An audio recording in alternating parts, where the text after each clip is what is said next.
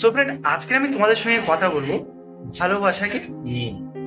তো ভালোবাসা হলো এইটুকু একটা শব্দ, ঠিক 4 অক্ষরের ভালোবাসা। তো এই ভালোবাসা তোমাদের জীবনে আনতে পারে কালবৈশাখীর ঝড়। তো সেই টপিকটা নিয়ে তোমাদের সঙ্গে আজকে কথা বলবো। তো পুরো ভিডিও তোমরা ওয়াচ করো বা তোমরা দেখো, তো অবশ্যই তোমরা বুঝতে পারবে। তো চলো ভিডিওটা এখন শুরু করি।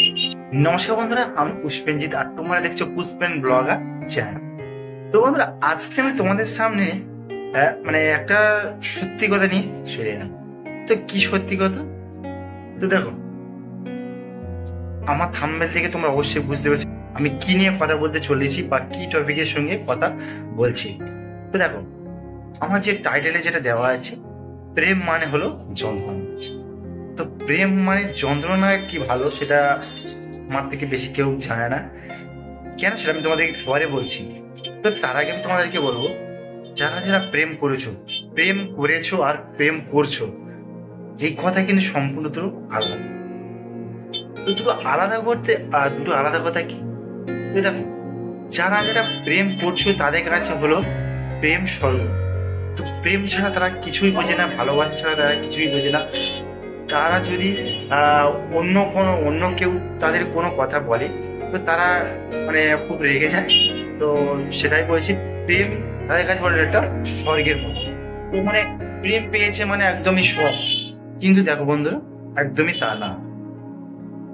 শুধুমাত্র এই ব্যাপারে একমাত্র তারাই বোঝে যারা প্রেমে ধোঁকা খেয়েছে বা ভালোবাসায় ব্যর্থ হয়েছে।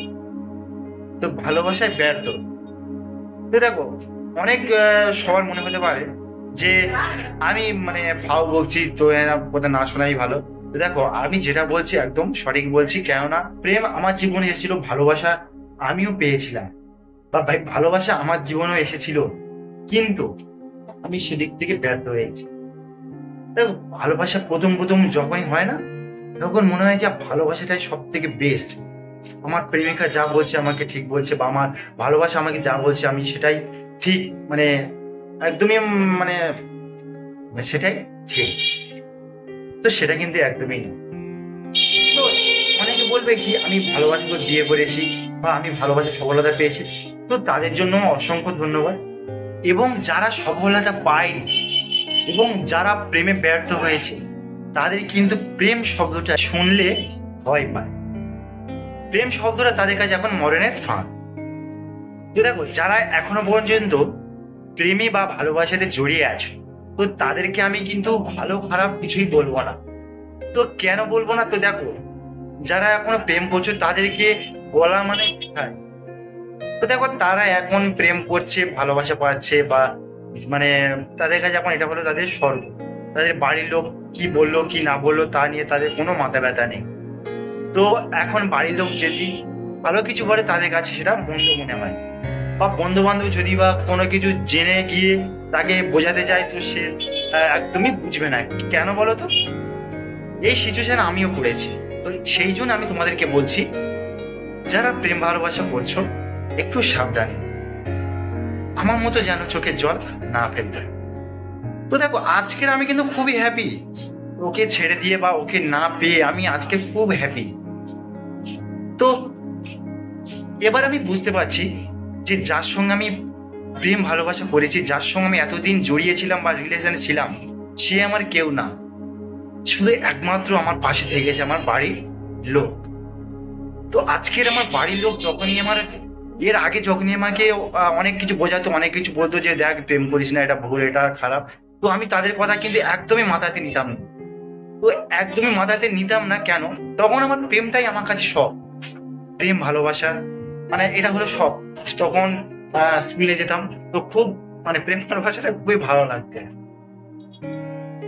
তো সেই কারণে বলছি, প্রেম যখনই তোমরা প্রেম ভালোবাসা করো না কেন, একটু ভেবে চিন্তে, একটু সবাইকে নিয়ে পরিবেশকে মানিয়ে নিতে পারবে এমন একটা মেয়ের সঙ্গে প্রেম করো, তবে তুমি জীবনে উন্নতি করতে পারবে। না হলে কিন্তু চোখের জল অনিবার্য, চোখের জল তোমাকে ফেলতেই হবে।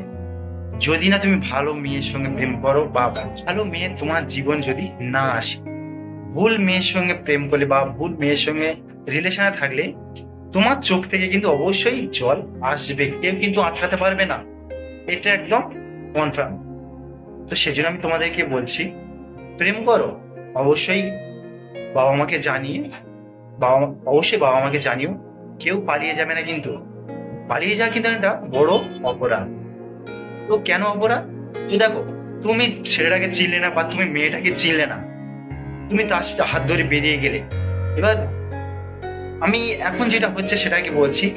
তো অবশ্যই তোমরা তো সিনেমা দেখো, তো সিনেমাতে কি হয় দেখো, প্রেম ভালোবাসা কে মানে চেনা নেই জানা নেই, অজানা একজন এসে কথা বললো, ভালোবাসায় ছুটি পড়লাম, বিয়ে দেখা গেল, সে একটা প্রেমিনা। তো তেমন কোনো যাতে না বিপদে পড়তো সেই জন্য আমি আজকে বললাম। তো যদি কারোর মনে আমি কষ্ট দিয়ে থাকি, অবশ্যই বড় দাদা হিসাবে আমাকে ক্ষমা করে দিও। আর আমার কারণ আমি কারণ আমি এই সমস্যার মধ্যে আমি নিজেই পড়েছি, তো সেই জন্য আমি তোমাদেরকে একটু সতর্ক করলাম। যদি বা ভিডিওটা ভালো লেগে থাকে তোমাদেরকে অবশ্যই লাইক, কমেন্ট, শেয়ার এবং নতুন হয়ে থাকবো অবশ্যই সাবস্ক্রাইব করে দিও। তো চলো, আমার ভিডিওটি এই পর্যন্ত, এখন টাটা, বাই বাই, ফিরছি পরে ভিডিও।